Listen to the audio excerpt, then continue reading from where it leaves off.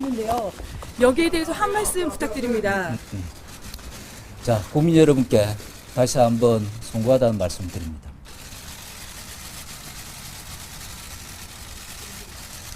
참으로 참담하고 부끄럽습니다. 지금 이 상황에서 제가 어떤 말씀을 드려야 우리의 마음과 각오를 밝히고 또 국민 여러분께 작은아마 위안을 드릴 수 있을지 저는 찾을 수 없습니다. 이정열 전 판사 아시죠? 알고 있습니다. 알고 있죠? 가깝죠? 아닙니다. 아닙니까? 연배도 차이. 뭘 하냐면 우리법 연구회, 국제인권법 연구회가 우리법 연구회의 후신이라는 증언을 하고 있습니다. 맞죠? 그렇지 않습니다. 아니 이정열 판사가 이렇게 얘기하는데 이거 동의하지 못합니까? 이정열 판사하고는 저하고 연락을 아니 우리법 연구회와 국제인권법 연구회가 후신이 아닙니까? 아닙니다. 전혀 아닙니까? 전혀 아닙니다. 한진 법무팀 대법원장 관사에서 그 며느리하고 회식했다면 대법원장이 사과해야 되는 거 아닙니까? 아니 도대체 말이죠. 대법원장 관사가 대한항공 법무팀 회식 장소입니까? 뭐 한진 파티룸이에요? 이렇게 하고도 대법원장은 뻔뻔하게 반성도 하나 안 합니다. 사과 하나 안 해요. 법원행정처장 어떻게 생각해요?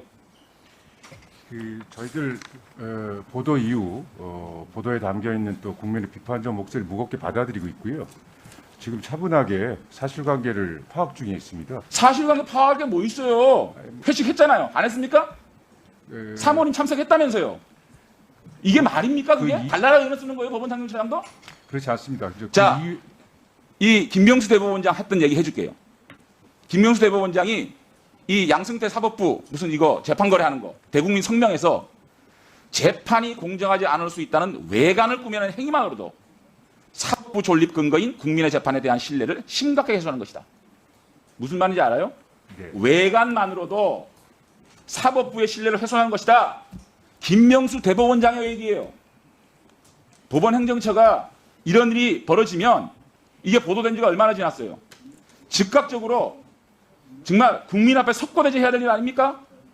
대법원장이 심각하게 사법부의 훼손을, 사법부의 중립의 훼손을 공정하지 않다라는 것을 직접적으로 보여주는 행동을 하고 있습니다. 법원행정장이 심각하게 느끼지 않습니까? 위원님 말씀 저희들 심각하게 진지하게 받아들이고요. 관련된 사람들이 저희들 법원 소속 공무원들이 아닌 이런저런 관계 때문에 보도 이후에 지금까지 의원님께서 지금 지적하고 있는 질문에 대해서 소상하게 답변할 수 없는 상황인데요. 돌아가셔서 대법원장께 국민 앞에 석고대죄하라고 전해 주십시오.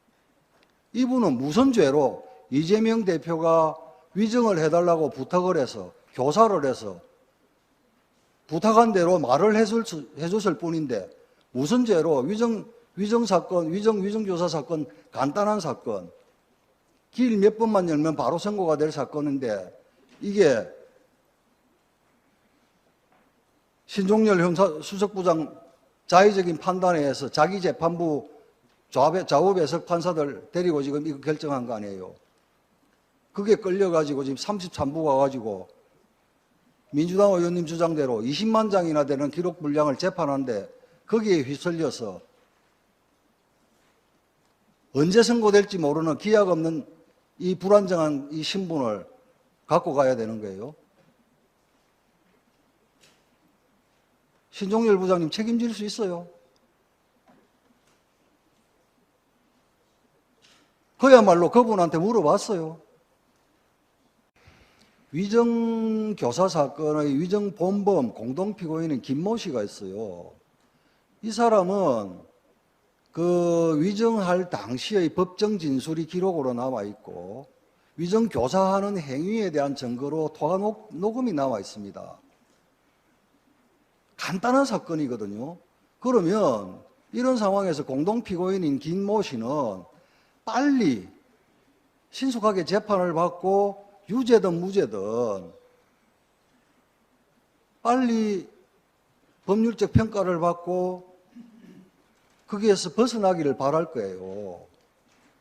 그런데 우리 지금 신종열 수석부장께서 무슨 근거로 제가 아까 주장을 했습니다. 배당 여기에 어긋난다고. 그러면 김모 공동피고인 이 사람은 어떻게 됩니까? 네? 이 사람은 인권이 없습니까? 이 재판이 언제까지 물론 분리선고도 가능할 수가 있죠. 그렇지만 이 사람은 어떻게 됩니까?